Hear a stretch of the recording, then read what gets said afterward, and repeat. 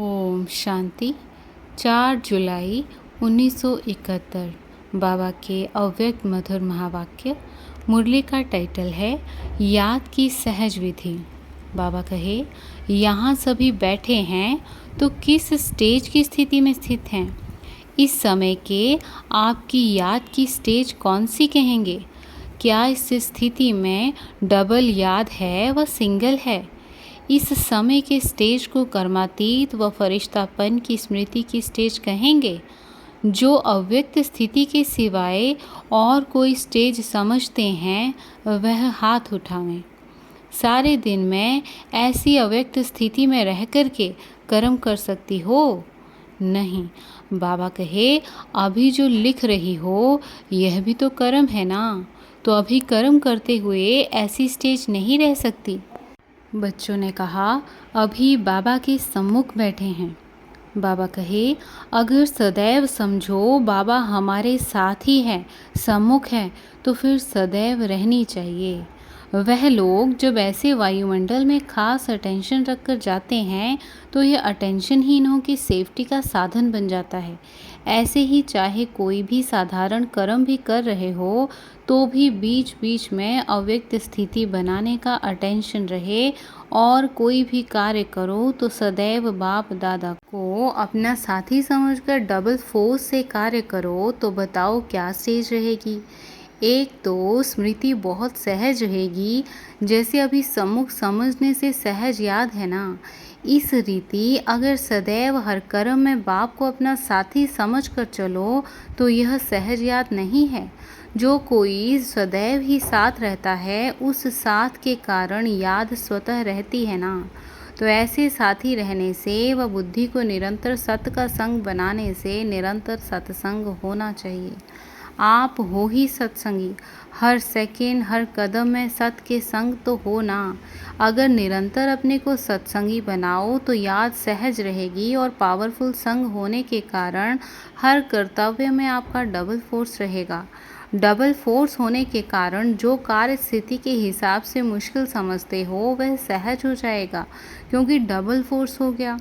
और उस ही समय में एक कर्तव्य के बजाय डबल कार्य समाप्त कर सकती हो। एक सहज याद, दूसरी सफलता, तीसरा सर्व कर्म में उमंग उल्लास और सहयोग की प्राप्ति होती है। इसलिए निरंतर सत्संगी बनो। आपके पास कोई आते हैं तो आप नियम बताते हो ना कि सदैव सत्य का संग रखो, तो यह अभ्यास अपने को भी निरंतर करना पड़े।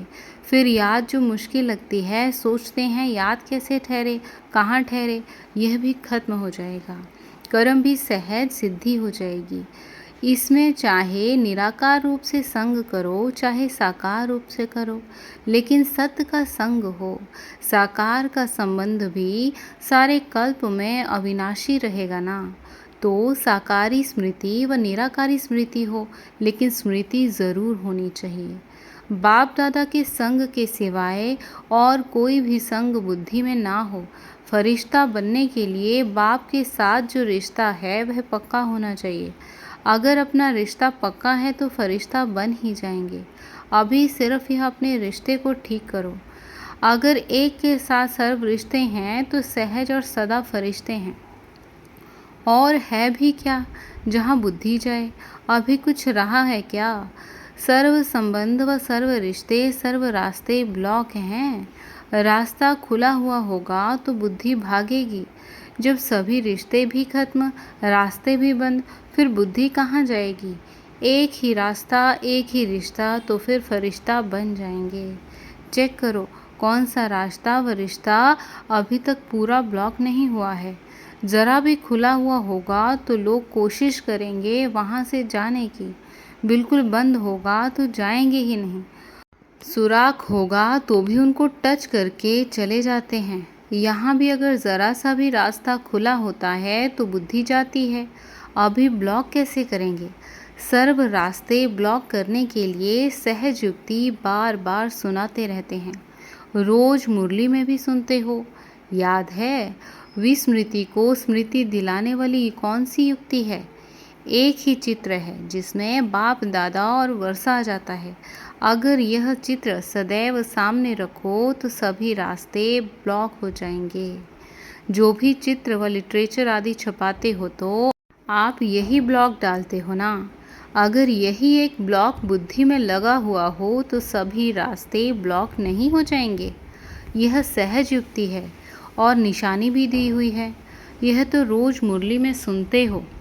कोई भी मुरली ऐसी नहीं होगी जिसमें यह युक्ति ना हो। यह बहुत सहज है। छोटे बच्चों को भी कहो कि यह चित्र सदैव अपनी स्मृति में रखो तो वह भी कर सकते हैं। भले बैज लगाते हो लेकिन अभी बुद्धि में स्मृति स्वरूप बनो। इस एक ही चित्र की स्मृति से सब स्मृतियाँ आ जाती हैं। सारे ज्ञान का सार भी इस एक चित्र में समाया हुआ है। रचयिता और रचना के ज्ञान से यह प्राप्ति हो गई ना। जितना इन सहज युक्तियों को अपनाते जाएंगे तो फिर मेहनत सरल हो जाएगी। मूंझो नहीं।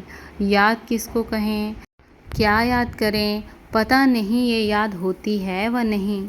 जानबूझकर अपने को मूंझाते हो। याद क्या है? बाप की याद या बाप के कर्म द्वारा बाप की याद व बाप के गुणों द्वारा बाप की याद, तो वह याद हुई ना। रूप की याद हो व नाम की व गुण कर्तव्य की याद तो एक ही हुई ना। आप लोग बड़ा मुश्किल बना देते हो। याद कोर्स को मुश्किल करते फोर्स नहीं आता है। कोर्स में ही रह जाते हो। उनको सहज करो। बाबा के सिवाय कुछ है ही क्या। जब प्रैक्टिकल में सर्वस्नेही बाप को ही समझ लिया तो फिर उसको याद करने के लिए कोई प्लान सोचा जाता है क्या?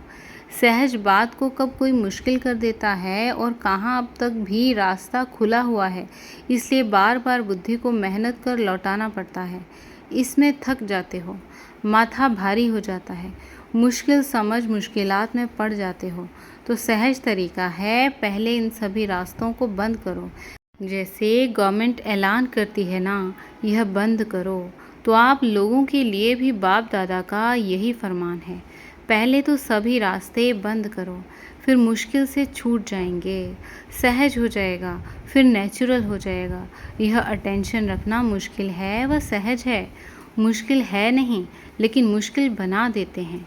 अगर यह अटेंशन समय प्रति समय रखते रहें तो मुश्किल नहीं होता। कुछ अलबेलेपन में रहते आए हो इसलिए अब मुश्किल लगता है। जैसे छोटेपन में जो भी बातें सिखाई जाती हैं तो वह सहज स्मृति में रहती हैं। जितना बड़ा होता है बड़ेपन में कोई बात स्मृति में लाना मुश्किल हो जाता है। इसमें भी जिन्होंने बचपन से ही अटेंशन रखने का अभ्यास किया है उन्हों को आज भी नेचुरल याद का चार्ट रहता है।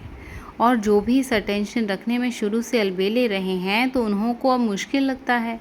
अब तो बीती सो बीती कर सदैव ऐसे समझो कि मैं बच्चा हूँ, बाप के साथ हूँ। यह समझने से वह बचपन की जीवन स्मृति में रहेगी। जितना यह स्मृति में रहेगा तो उससे मदद मिलेगी। फिर मुश्किल कार्य सहज हो जाएगा। अभी से ही अपने को एक सेकंड भी बाप से अलग ना समझो। सदैव समझो बाप का साथ भी है और बाप के हाथ में मेरा हाथ भी है। अगर कोई बड़े के हाथ में हाथ होता है तो छोटे की स्थिति बेफिक्र होती है, निश्चिंत रहती है। तो समझना चाहिए हर कर्म में बाप दादा मेरे साथ भी है और हमारे इस अलौकिक जीवन का हाथ उनके हाथ में है, अर्थात जीवन उनके हवाले है। जिम्मेवारी उनकी हो जाती है। सभी बोझ बाप के ऊपर रख अपने को हल्का कर देना चाहिए। बोझ ही ना होगा तो कुछ मुश्किल लगेगा। बोझ उतारने व मुश्किल को सहज करने का साधन है बाप का हाथ और साथ। यह तो सहज है ना। फिर चाहे बाप स्मृति में आए चाहे दादा स्मृति में आए, बाप की स्मृति आएगी तो साथ में दादा की भी रहेगी ही। दादा की स्मृति से बाप की स्मृति भी रहेगी, अलग नहीं हो सकते। अगर साकार स्नेही बन जाते हो तो भी और सभी से बुद्धि टूट जाएगी ना। साकार स्नेही बनना भी कम बात नहीं। साकार स्नेह भी सर्व स्नेह से संबंधों से बुद्धि योग तोड़ देता है। तो अनेक तरफ से तोड़ एक तरफ जोड़ने का साधन तो है ना। साकार से निराकार तरफ याद आएगा। साकार से स्नेह भी तब पैदा हुआ जब बाप दादा दोनों का साथ हुआ ना। अगर बाप दादा का साथ ना होता तो साकार इतना प्रिय थोड़े ही होता। जैसे बाप दादा दोनों साथ साथ हैं, वैसे आपकी याद भी साथ साथ हो जाएगी। ऐसे कभी नहीं समझना कि मुश्किल है, सहज योगी बनो। मुश्किल योगी तो द्वापर से लेकर बनते आए। हठ योगियों को तो आप कट करते हो ना। आप भी सहज योगी ना बने तो फिर मुश्किल कहा, तो एक ही बात हो गई। सहज योगी बनना है, यथार्थ याद है, निरंतर सहज योगी हो। सिर्फ अपनी स्टेज को बीच बीच में पावरफुल बनाते जाओ। स्टेज पर हो, सिर्फ समय प्रति समय इस याद की स्टेज को पावरफुल बनाने के लिए अटेंशन का फोर्स भरते रहो। उतरती कला अब समाप्त हुई ना, वह अभी भी है, तब तो चढ़ती कला में आ गए हो ना। एक दिन की दिनचर्या सोचो, या तो साकारी याद व निराकारी याद होगी। कारोबार भी यज्ञ कारोबार है ना। यज्ञ पिता द्वारा ही यज्ञ की रचना हुई है, तो यज्ञ कारोबार अक्षर कहने से बाप की याद आ गई ना। कभी भी कारोबार करते हो तो समझो ईश्वरीय सर्विस पर हूँ व यज्ञ कारोबार पर हूँ।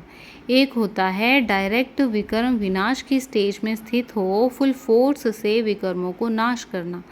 दूसरा तरीका है जितना जितना शुद्ध संकल्प व मनन की शक्ति से अपनी बुद्धि को बिजी रखते हो, वह जो शक्तियाँ जमा होती हैं तो उनसे वह धीरे धीरे खत्म हो जाएगा।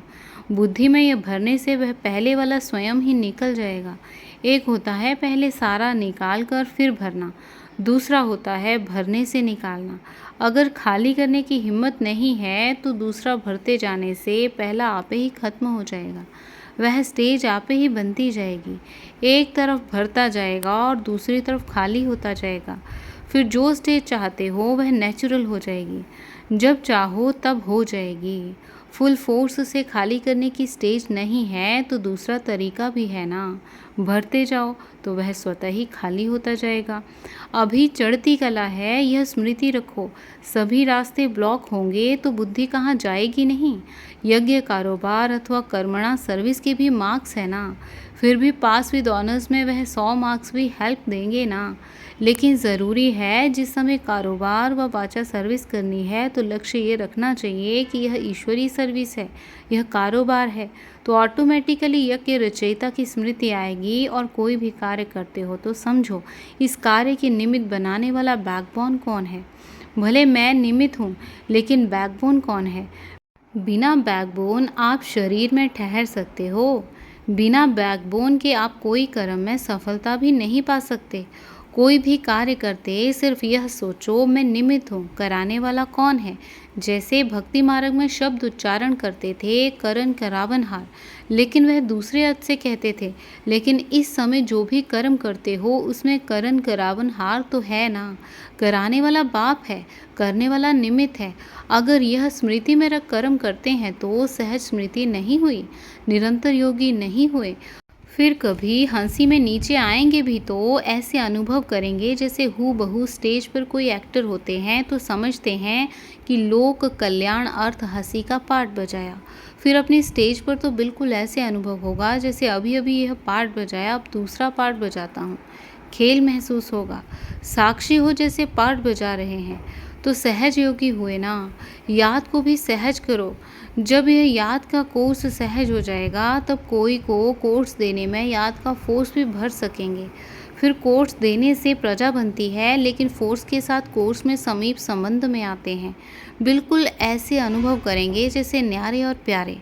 तो सभी सहज योगी हैं, हठ ना करो। 63 जन्म मुश्किलात देखते देखते यह एक जन्म सहज पुरुषार्थ में भी अगर मुश्किलातों में ही रहेंगे तो सहज और स्वतः का अनुभव कब करेंगे। इनको कहते भी सहज योग हो ना, कठिन योग तो नहीं है। यह सहज योग वहाँ सहज राज्य कराएगा और वहाँ भी कोई मुश्किलात नहीं होगी। यहाँ के संस्कार ही वहाँ ले जाएंगे।